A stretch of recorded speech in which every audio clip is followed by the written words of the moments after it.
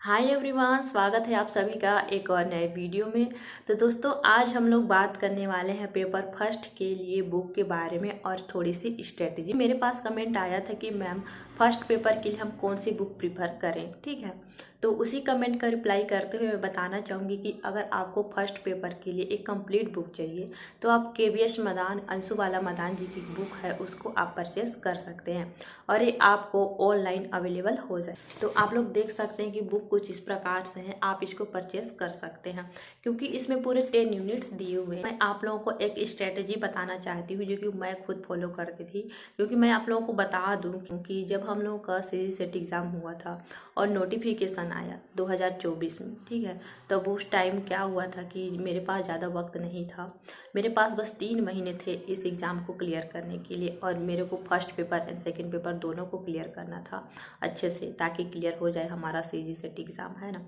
तो second paper तो मेरा ऑलमोस्ट एक तरीके से डन ही था क्योंकि मैं नेट की तैयारी कर रही थी, तो नेट का एग्ज़ाम देती थी मैं, तो उस हिसाब से मेरा सेकंड पेपर की तैयारी थी। और फर्स्ट पेपर की बात की जाए तो फर्स्ट पेपर की भी तैयारी करने के लिए मेरे को 3 महीने मिले थे। लेकिन दोस्तों, आप लोगों को मैं बता दूँ कि जो हमारा फर्स्ट पेपर है उसमें भी कुल 10 यूनिट हैं। तो 10 यूनिट को भी पढ़ने के लिए 3 महीने ठीक है, इनफ हो सकते हैं, लेकिन एक बिगनर के लिए 3 महीने भी कम ही होते हैं।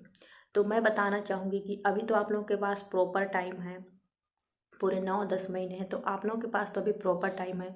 आप लोग एक एक यूनिट भी एक एक महीने में कंप्लीट कर सकते हैं। दोस्तों, यहाँ स्ट्रेटेजी बताने का मतलब सिर्फ यही है कि आप लोगों को इससे हेल्प हो जाए। तो दोस्तों, मैं आप लोगों को बस एक ट्रिक बताना चाहती हूँ जिससे कि आप लोगों को पढ़ाई करने में आसानी हो सकती है। आप इसको फर्स्ट पेपर और सेकेंड पेपर दोनों में अप्लाई कर सकते हैं। तो अभी मैं फर्स्ट पेपर के लिए बात करना चाहूँगी क्योंकि सेकेंड पेपर पे जाएंगे तो वीडियो अभी काफ़ी ज़्यादा लंबा हो जाएगा। अगर ये वीडियो आपको अच्छा लगेगा तो सेकेंड पेपर के लिए भी हम स्ट्रेटेजी वीडियो लाएंगे यूनिट सिलेक्शन के बारे में, प्लस कौन कौन से यूनिट का सिलेक्शन करके हम लोग को स्टडी करनी चाहिए जिससे कि हमारा टाइमली कंप्लीट हो जाए हमारा जो सिलेबस है और रिवीजन भी अच्छे से हो जाए। सबसे पहले हम लोग बात करते हैं सिलेबस के बारे में। तो जैसा कि आप लोग जानते हैं कि हमारे सिलेबस में पेपर फर्स्ट के कुल 10 यूनिट दिए हुए हैं, जिसमें से आप लोगों को पता होगा कि कुछ यूनिट बहुत हार्ड होंगे, मतलब कुछ लेंदी भी हो सकते हैं, और कुछ टॉपिक कुछ यूनिट ऐसे भी होंगे जो हमें एकदम ईजी पड़ते हैं। तो आप लोगों को तो दोस्तों, अभी हम लोग पेपर फर्स्ट के बारे में बात कर लेते हैं, ठीक है। तो जैसा कि आप लोग जानते हैं कि पेपर फर्स्ट में हमारे पास कुल 10 यूनिट हैं। तो उन 10 यूनिट में भी हमारे पास कुछ ऐसे यूनिट हैं जो बहुत ज़्यादा लेंदी हो जाते हैं, बहुत ज़्यादा थोड़े से हार्ड हो जाते हैं, और कुछ यूनिट ऐसे भी हैं जो हमें एकदम ईजी पड़ते हैं।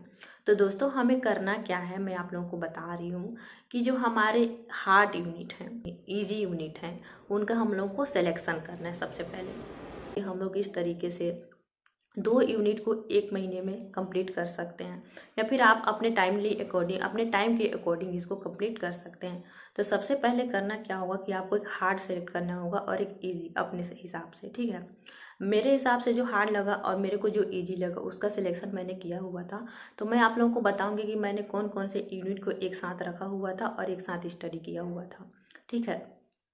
तो अभी तो आप लोगों के पास प्रॉपर टाइम है, तो आप एक एक महीने में भी कर सकते हैं, टाइम पे रिवीजन कर सकते हैं बहुत अच्छे से, क्योंकि सबसे पहले हम लोग को अपना सिलेबस कंप्लीट करना होगा, उसके बाद ही हम रिवीजन पे जा सकते हैं अच्छे से। दोस्तों, मैं बता रही हूँ कि मैंने कौन कौन से यूनिट का एक सिलेक्शन किया था और एक साथ रखा हुआ। तो सबसे पहले मैं बता दूंगी, अगर आप टीचिंग एप्टीट्यूड पढ़ रहे हैं, क्योंकि टीचिंग एप्टीट्यूड अपने आप में ही एक बड़ा यूनिट हो जाता है, ठीक है। इजी पड़ता है पढ़ते टाइम, लेकिन क्या होता है कि हमें उसमें बहुत सारे कॉन्सेप्ट याद करने रहते हैं। तो टीचिंग एप्टीट्यूड हो गया। तो टीचिंग एप्टीट्यूड के साथ दोस्तों आप क्या कर सकते हैं कि आप कम्युनिकेशन ले सकते हैं। उसके बाद दोस्तों रिसर्च आता है, जो कि एक लेंदी यूनिट हो जाता है, जो कि मेरे को बिल्कुल भी अच्छा नहीं लगता था। तो मैंने रिसर्च तो ठीक है थोड़ा बहुत ही किया था। उसके साथ आप क्या कर सकते हैं, कॉम्प्रीहेंशन कर सकते हैं, क्योंकि कॉम्प्रीहेंशन आपको पता ही है कि कितना ईजी है, उसमें बस प्रैक्टिस करनी होती है। तो हाँ, अगर आप रिसर्च पढ़ रहे हैं तो उसके साथ कॉम्प्रीहेंशन की भी आप प्रैक्टिस कर सकते हैं।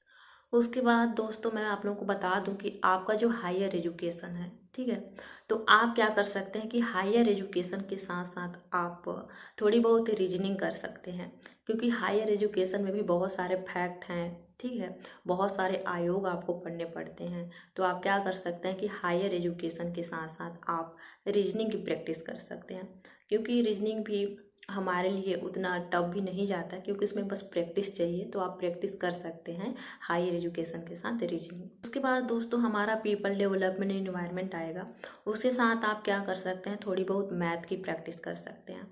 ठीक है, तो अगर आप लोगों को रीजनिंग मैथ ये सब करना होगा तो उसके साथ के लिए मैं यूनिट बता रही हूँ, क्योंकि पहले भी हम लोग यूनिट सिलेक्शन का बात किए थे, तो उसमें भी मैंने तो बहुत सारी यूनिट को 2-3 यूनिट को स्किप करने के लिए, थोड़ा बहुत पढ़ने के लिए बोला था आपको। लेकिन यहाँ मैं आप लोगों को कॉम्बिनेशन बता रही हूँ यूनिट का, कि आप लोगों को कॉम्बिनेशन कैसे बनाना है यूनिट का, क्योंकि एक हार्ड लेना है, एक थोड़ा सा ईजी लेना है। तो आप पीपल डेवलपमेंट एनवायरनमेंट के साथ एक मैथ ले सकते हैं। ठीक है, और उसके बाद हमारा जो आता है ICT, तो आप क्या कर सकते हैं, ICT के साथ DI ले सकते हैं। ठीक है, तो ये कुछ यूनिट का कॉम्बिनेशन जो मैंने बनाया था अपने लिए, क्योंकि मेरे को कुछ चीज़ें हार्ड लगती थी, कुछ चीज़ें इजी लगती थी, तो उस हिसाब से मैंने क्या किया था, कॉम्बिनेशन बना लिया था।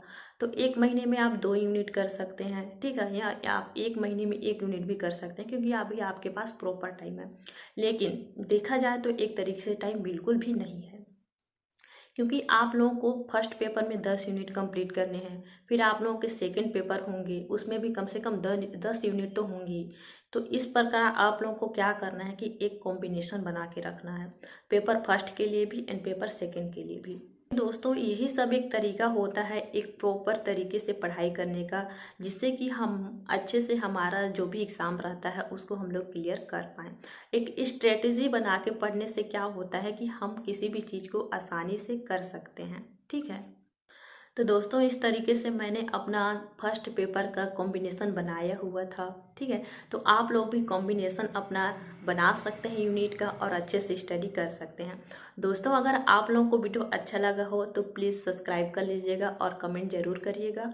अगर आपको सेकंड पेपर की लाइफ साइंस के लिए भी कॉम्बिनेशन वीडियो चाहिए इस तरीके से, अगर आपका यूनिट का कॉम्बिनेशन बनाना है तो आप लोग कमेंट कर सकते हैं। मैं आप लोगों के लिए वीडियो बना के लाऊंगी और अच्छे से रिसर्च करके एक प्रॉपर गाइडेंस के साथ आऊँगी, जिससे कि आप लोगों का यूनिट कॉम्बिनेशन बहुत अच्छे से तैयार हो जाए, और जो भी हम लोग के पास टाइम है उसमें आप लोग अच्छे से स्टडी करके अपना CG सेट एग्ज़ाम क्लियर कर सकें। तो कमेंट ज़रूर करिएगा, क्योंकि आप लोग कमेंट करते हैं तो हमें मोटिवेशन मिलता है वीडियो बनाने के लिए, और आपके कमेंट के अनुसार वीडियो बनाए जाएंगे, जिससे कि आप लोगों की हेल्प हो सके। तब तक के लिए थैंक यू।